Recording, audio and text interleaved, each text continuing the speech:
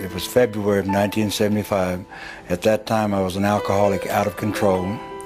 I was also using recreation drugs, but primarily alcohol was my drug of choice. And I totally was out of control.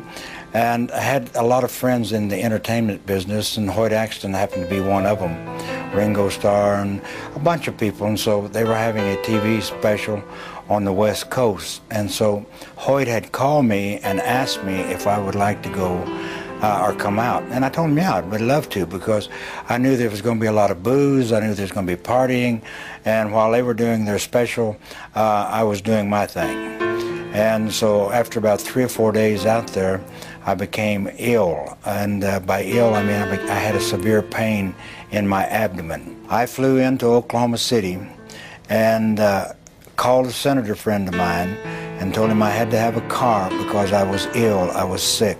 So they sent a car and they took me home, and I checked into the hospital at Wadley Hospital in Texarkana in February of 1975.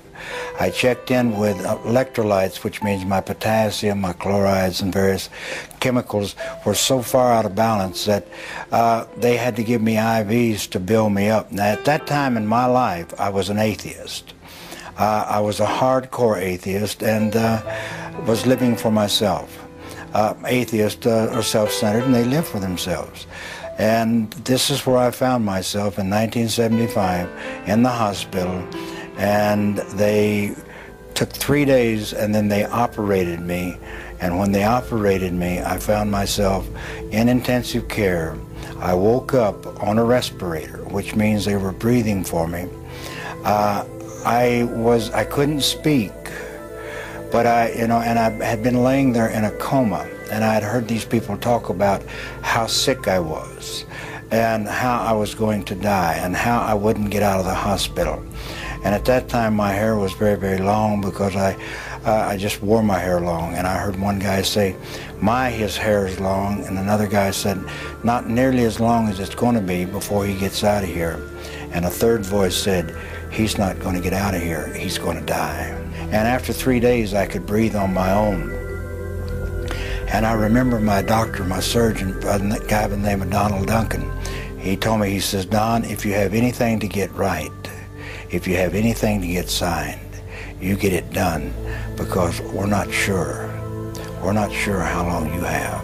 So I knew, see, I had a condition that was called acute hemorrhagic necrotic pancreatitis. You don't live with this disease. Now, you can live with pancreatitis, you can even live with acute pancreatitis, but you do not live with acute hemorrhagic necrotic pancreatitis.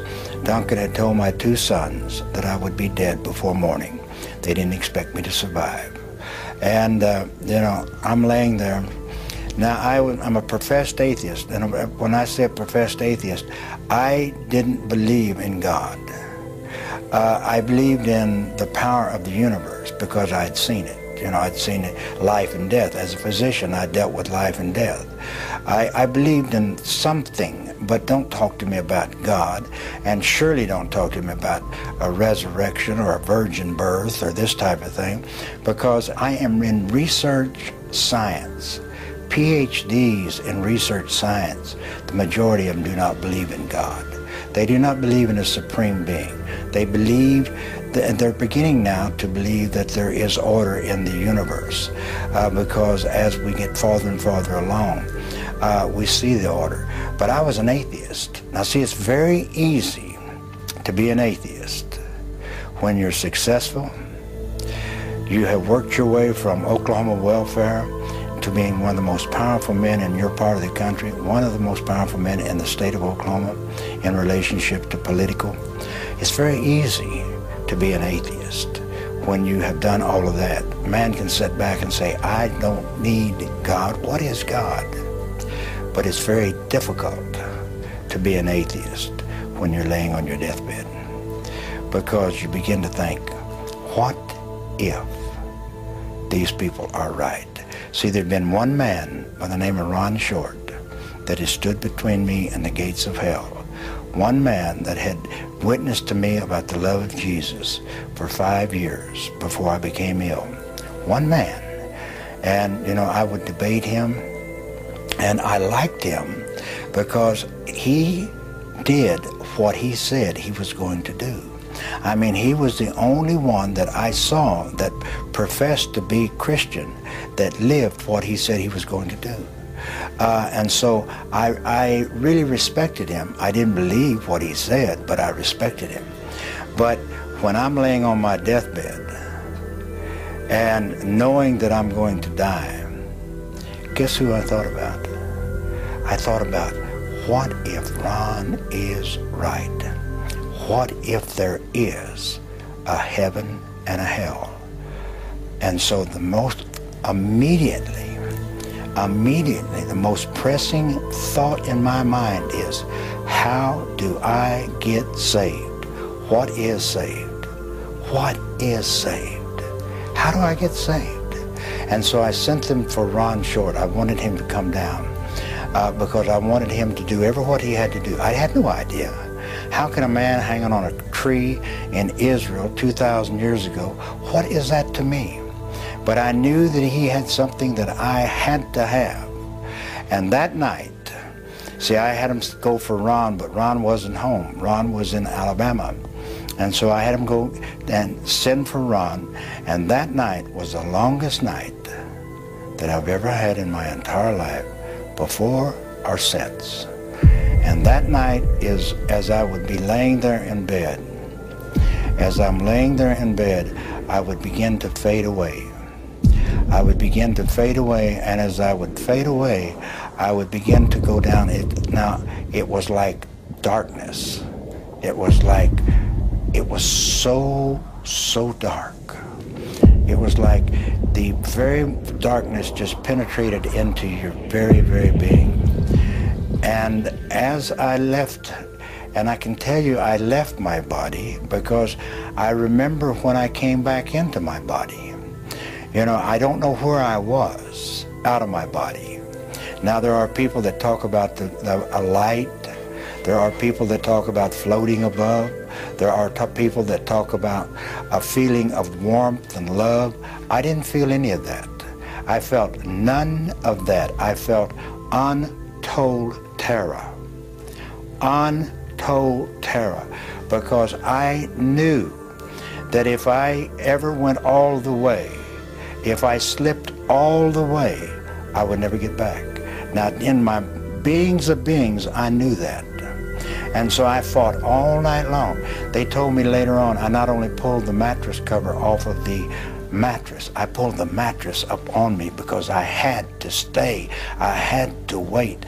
I had to wait till Ron got there. Whatever he had to do, I had to wait. But I would, again, and then I would leave, and I would be going down like a deep, deep, dark terror.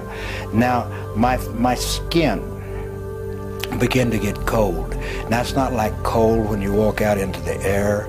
It's like bone chilling cold in my lower extremities. And you can feel the coldness begin to come up the legs. And again, I would begin to leave. Now, and I would be in that darkness, and I'd be in that void. And I remember one time entering back in my body, because when I entered my body, it was like, just like that. I felt my body thud. My physical body thud when I entered back in. Now, believe me,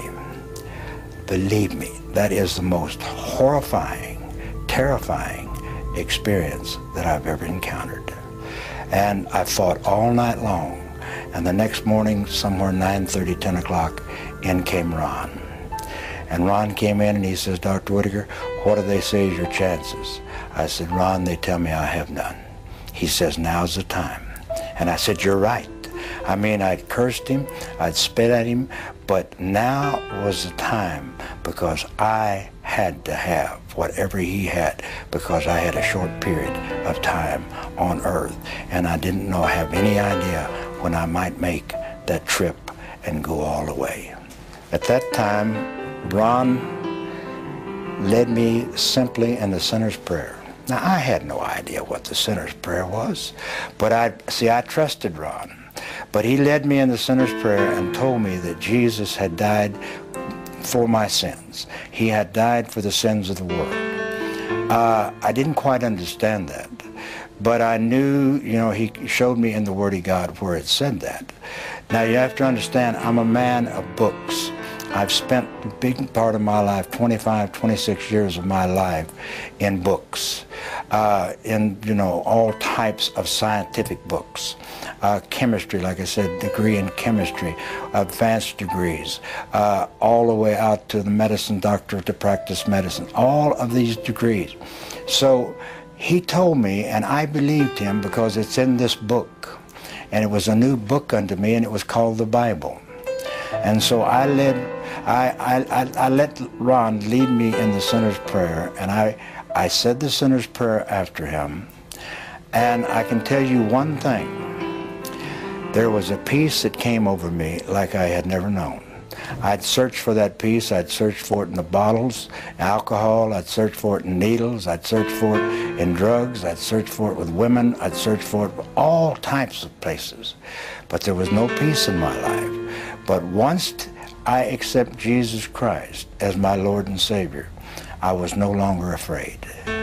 I still believed I was going to die because I knew the condition I had is that you do not survive it. I knew that. I'm a physician. I knew what I had, you did not survive. And he shows me in the Word of God, it says, these signs shall follow those that believe. They shall lay hands on the sick, and they shall recover. I walk around on planet Earth this day, taking no insulin, taking no enzymes, eating whatsoever that I might, and God produces in my body every day the correct material for me to function without having to take medication. You know, when you see blind eyes open, you see the cripples walk, you see the leopards cleansed, and you see them with your own eyes. You know, you see that. Then it doesn't take a rocket scientist to figure out that, you know, the Bible is true.